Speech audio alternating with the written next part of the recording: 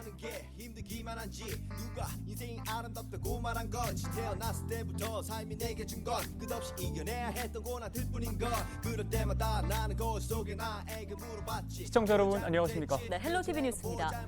자, 김난영 아나운서, 요새 첫눈 소식도 좀 들려오고 부쩍 날씨 추워진 것 같지 않아요? 맞아요. 네, 저는 이렇게 날씨가 갑자기 추워지면 이제 수능 시험이 좀 다가왔구나 이런 생각을 먼저 하게 되더라고요. 맞아요. 아니 근데 왜 이렇게 수능 날만 다가오면 추워지는 건지 진짜 모르겠어요. 그러니까요. 자, 이제 일주일 정도 남았잖아요. 네. 자, 올해도 코로나19 때문에 수험생 건강 관리가 가장 중요한 부분이었지 않았을까 싶습니다. 네, 그래서 이 집합 행위도 금지된다고 하는데요. 올해도 역시 시험장 앞에서 후배들이 선배들 응원해주는 모습은 볼 수가 없을 것 같습니다. 저 때는 사실 그게 하나의 추억이었는데 네. 요즘 수험생들한테는 좀 아쉬울 것 같기도 해요. 맞아요. 자, 전국의 모든 수험생 여러분 그동안 고생 많았습니다. 무탈하게 시험 잘 치렀으면 좋겠고요. 저희도 열심히 더 응원하겠습니다. 자, 그럼 헬로티비 뉴스 오늘도 힘차게 뉴스 시작하겠습니다.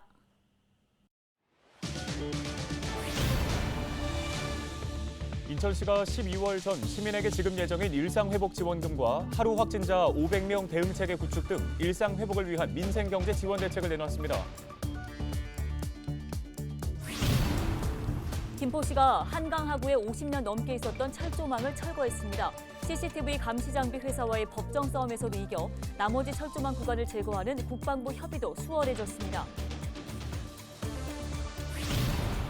부천시가 10년 동안에 지하철 7호선 연장 건설 공사 입찰 담합 소송에서 승소하면서 400억 원에 가까운 승소금을 세외 수입으로 확보했습니다. 인천시 특별사법경찰이 부평농장 일대에서 신고 없이 대기 배출 시설을 운영하거나 허가 없이 건설 폐기물 처리에 나섰던 업체들을 적발했습니다.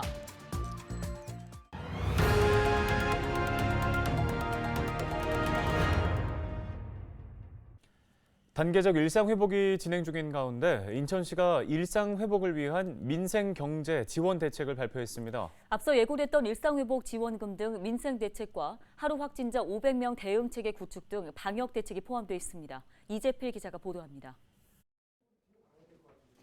박남춘 인천시장과 지역 군수구청장들이 약 1조 2천억 원 규모의 일상회복 민생경제 지원 대책을 실행하는 데 합의했습니다. 이번에 발표한 대책은 크게 방역대책과 민생대책 두 가지로 나뉩니다. 먼저 방역대책을 살펴보면 하루 5천 명이 24시간 이내에 공공검사를 받을 수 있도록 역량을 유지하고 하루 500명의 확진자가 발생해도 대응할 수 있도록 체계를 구축합니다. 이를 위해 약 1,400병상을 운영 가능토록 준비하고 전담 구급차도 기존 20대에서 30대로 확대합니다. 다음은 민생대책 중 소비지원금 분야입니다. 일상회복지원금과 보육재난지원금 등을 지급하고 인천이음 캐시백 10%를 유지하는 것이 주요 내용입니다. 특히 일상회복지원금은 12월 중 지급을 목표로 추진 중입니다. 우선 300만 시민 모두에게 10만 원씩의 일상회복지원금을 지역 내에서만 사용할 수 있는 인천이음 포인트 또는 지류 상품권 등으로 지급합니다. 사용기한을 내년 3월까지로 하여 소비 진작 효과를 극대화하겠습니다. 코로나19로 피해를 입은 소상공인들을 위한 지원도 이번 대책에 담겼습니다. 영세 자영업자는 물론 폐업 사업자를 위한 지원금을 지급하고 소상공인 경영이자와 중소기업 육성 자금도 지원합니다. 이뿐 아니라 청년 월세 지원과 청년주택 임대, 노인 일자리 확대 등 일자리 및 생활지원 계획도 수립했습니다.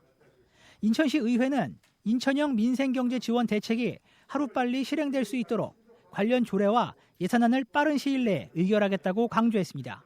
또한 일상회복지원금 지급을 위한 추경 예산안 심의, 의결 처리 역시 12월 14일까지 속도감 있게 완료하여 모든 인천 시민에게 1인당 10만 원의 혜택이 최대한 빠른 시일 내에 지원되도록 적극 추진하겠습니다. 한편 박남춘 인천시장은 일상회복지원금 지급을 두고 일각에서 포퓰리즘 정책이라고 주장하는 것에 대해 지역경제 활성화에 가장 좋은 방법은 전 시민이 나서서 소비를 하는 것이라며 지난 8월부터 기획했던 것으로 갑자기 결정한 정책이 아니라고 강조했습니다. 헬로티비 뉴스 이재필입니다. 한강 하구에 남아있는 철책 일부가 역사 속으로 사라집니다. 김포시의 철책 철거 사업이 본격적으로 시작된 건데요. 네, 철책이 사라진 공간은 시민들을 위한 공간으로 탈바꿈합니다. 이세진 기자입니다. 3m 높이의 철조망을 잘라내고 다 함께 힘을 모아 당기자 오랜 시간 자리를 지켰던 철책이 힘없이 쓰러집니다. 무너진 철책 너머로 향하는 발길. 50년 넘게 금단의 구역이었던 한강하구 철책길이 마침내 열렸습니다. 시민들은 아직 철거되지 않은 철책에 또 다른 소망을 묶어둡니다. 평화가 조금 더 가까이 온 것 같아서 마음에 심금이 울렸고 서울의 여의도 공원 같이 모두가 즐길 수 있는 공간이 됐으면 좋겠다고 생각합니다. 한강 철책은 1970년대 북한 무장 공비를 막기 위해 세웠습니다. 세월이 지나면서 철거 요구가 잇따랐지만 철책 대신 설치할 감시 장비를 두고 소송이 이어지면서 제거 사업은 10년 가까이 난항을 겪었습니다. 철거 사업이 본격화된 건 올해입니다. 내년까지 일산대교에서 전류리 포구까지 8.7km 구간의 일중 철책이 제거됩니다. 또 초지대교 인근 6.6km 구간은 이중 철책 모두가 사라집니다. 철책길은 시민품으로 돌아갑니다. 철책이 사라진 구간에는 자전거 도로와 산책로가 들어설 예정입니다. 김포 시민들의 새로운 삶에 대한 시작이라고 저는 생각을 하고 있고요. 이곳에 여러 가지 개발 사업 말고 저는 자연 생태적으로 시민들이 힐링할 수 있는 산책로나 자전거 도로 이러한 공간들을 만들어 주시기를 원합니다. 또 그렇게 준비하고 있습니다. 한편 김포시와 감시장비 업체 사이 오랜 법적 다툼은 김포시 최종 승소로 마무리됐습니다. 이에 따라 이번 제거 사업에서 빠진 나머지 구간도 국방부 협의를 거쳐 철거될 예정. 다만 한강 둔치를 온전히 활용하는 건 규제나 안전 문제가 걸려 있어 시간을 두고 단계적인 검토가 필요할 것으로 보입니다. 헬로티비 뉴스 이세진입니다. 예, 이처럼 김포시가 한강 철책을 본격적으로 철거하기 시작한 가운데 오랜 시간 대법원에 계류돼 있던 관련 소송에서도 최종 승소했습니다. 김포시는 앞서 철책 대신 설치할 감시 장비가 군의 성능 시험 평가에서 부적합 판정을 받자 업체와의 계약을 해지하고 이미 지급한 선금 반환을 청구했습니다. 하지만 이에 반발한 업체가 소송을 제기하면서 감시 장비를 둘러싼 법적 다툼은 8년 2개월 동안 이어졌습니다. 김포시는 11일 대법원 판결에 따라 업체에 지급했던 선금과 이자를 돌려받고 소송 탓에 철거 논의를 중단해왔던 한강변 구간의 잔여 철책도 추가로 철거할 예정입니다. 한편 한강 철책 제거 사업을 두고 김포에서는 이번 사업이 반쪽짜리에 불과하다는 주장도 나왔습니다. 국민의힘 김포시 의원들은 성명을 통해 10일 김포시의 경계철책 제거 기념식 이후 군 경계순찰도로가 시민들에게 개방되는 점은 환영하지만 여전히 시민들이 한강변을 누릴 수 없다는 점은 유감이라고 밝혔습니다. 그러면서 한강이 온전히 시민들에게 개방될 수 있도록 김포시가 한강 경계철책을 완전히 제거하는 일에 적극적으로 나서야 한다고 요구했습니다. 다음 소식입니다. 부천시가 10년 동안의 지하철 7호선 연장 건설 공사 입찰 담합 소송에서 승소하면서 400억 원에 가까운 승소금을 세외 수입으로 확보하게 됐습니다. 부천시는 지난 2010년 서울시와 함께 지하철 7호선 연장 공사에서 대림산업과 대우건설 등 4개의 건설사가 담합을 통해 경쟁 입찰을 무력화했다고 주장하며 손해배상 청구 소송을 제기하는 등 법적 다툼을 벌여왔습니다. 승소금으로 확보한 384억 원은 지하철 7호선 전동차 제작과 4차 국가철도망 구축 계획의 철도 현안 사업 예산으로 활용될 예정입니다.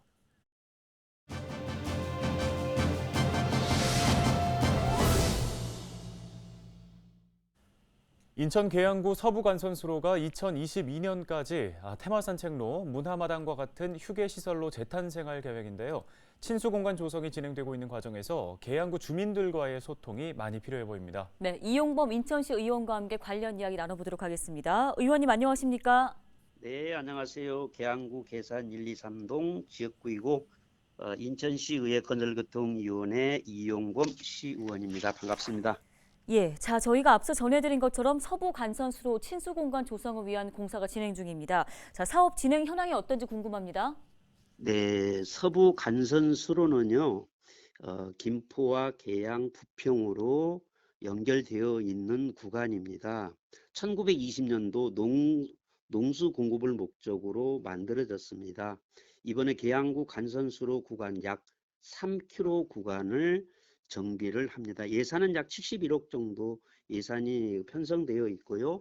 인천시 예산이 많이 지원되고 구 예산, 그다음에 국비, 특교세가 지원됐는데요. 유동수 국회의원님하고 송영길 국회의원님이 많이 노력해서 특교세가 지원됐고요. 간선수로는 평일과 주말이면 많은 주민들이 매일 찾아와 산책을 하는 곳인데요. 저도 집사람과 가끔 그 산책로를 찾기도 합니다. 네, 이 서부간선 수로를 살리기 위해 나섰던 건 주민들이었는데요. 그만큼 주민들의 목소리를 더 많이 반영해야 하지 않을까 싶습니다. 어떤 공간으로 조성됩니까? 네, 맞습니다. 그 예산이 71억이면 엄청난 예산이 지원하여 계양구가 사업을 하는데요. 주민들의 휴식 공간이라든가 쉼터, 여가 문화 조성 사업, 수목 식재, 운동기구 설치, 보행로 개선, 그다음에 보도교 설치 등 이런 공사를 하고 지금 현재 있습니다. 2022년도 하반기에 완료될 예정입니다. 주민들은 어떤 모양으로 설계하여 공사를 하는지 아무도 잘 모르고 있습니다. 몇 사람의 그 결정보다도 주민과 충분한 의견을 수렴하여 설계해서 공사를 했으면 좋았을 텐데 좀 아쉬움이 많이 남은 것 같습니다. 네, 이 서부간선 수로가 쾌적한 시민 휴식 공간으로 자리 잡기 위해서 앞으로 계양구가 해결해야 할 과제가 있다면 어떤 것들이 있을까요? 네, 지난번에도 박남춘 시장님께 제가 시정 질의를 했는데요. 서부 간선 수로의 부분에 대해서 서부 간선 수로는 계양구의 유명한 그 산책로로 알려져 있습니다. 그 해결 과제는 수로에서 그 악취가 여름에 많이 납니다. 그래서 주변의 아파트의 주민들 또 바로 주변에 학교가 초등학교, 중학교, 고등학교가 있는데요. 학생들이 굉장히 악취 문제로 고통을 받고 있는데요. 이런 부분들을 좀 계양구가 해결을 해줘야 되고요. 그다음에 덧붙여서 준설 작업이라든가 잡초 제거 문제. 지금도 청동오리가 낮이면 찾아오고 또 밤이면 거기서 잠을 자고 가고 있는데요. 그 청동오리가 잘 살 수 있도록 간선수로를 좀 깨끗하게 청결하게 좀 만들어줬으면 좋겠습니다. 네, 잘 들었습니다. 도움 말씀은 여기까지 듣겠습니다. 인천시의회 이용범 의원이었습니다.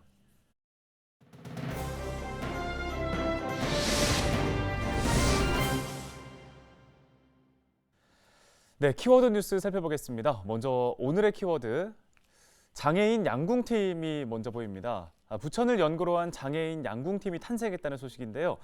부천시는 최근 경기도 장애인체육회, 페퍼저축은행과 함께 양궁팀 창단 3자 협약을 맺고 팀을 창단했습니다. 부천시 양궁팀은 지난 7월 윤건우 감독을 영입한 것을 시작으로 최성길, 이승준 선수를 차례로 선발했습니다. 부천시 장애인 양궁팀은 내년 초까지 선수단 구성을 마무리하고 본격적으로 훈련에 나설 예정입니다. 네, 이번 키워드 살펴보겠습니다. 사퇴하라인데요. 인천 지역 시민사회 단체들이 신창현 수도권 매립지 관리공사 사장의 사퇴를 촉구했다는 소식입니다.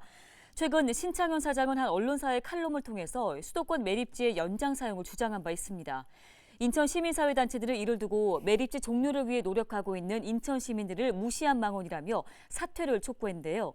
특히 신 사장 취임 당시 매립지 연장료를 만들기 위해 온 인사란 의혹이 있었다며 이번 칼럼을 통해 이와 같은 의혹은 사실로 증명됐다고 강조했습니다.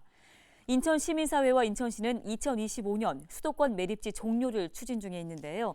자기 집 쓰레기는 각자 처리하자는 당연한 원칙을 지키려는 건데 막아서는 사람들이 참 많은 것 같습니다.